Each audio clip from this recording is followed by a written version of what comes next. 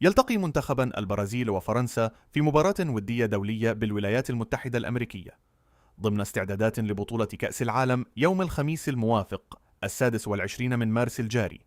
وتنطلق صافرة المباراة في تمام الساعة 9 مساء بتوقيت المغرب والجزائر، 10 بتوقيت القاهرة، 11 مساء بتوقيت مكة المكرمة. وأعلنت قناة أبو ظبي الرياضية حصولها على حقوق بث المباراة على أن تذاع على قناة أبو ظبي الرياضية 1 المفتوحة مجانا. المواجهة تأتي ضمن المحطات التحضيرية لنهائيات كأس العالم 2026، حيث يسعى الديوك والسيليساو لفرض هيبتهما على الملاعب الأمريكية قبل انطلاق العرس العالمي الصيف القادم على ملاعب الولايات المتحدة وكندا والمكسيك.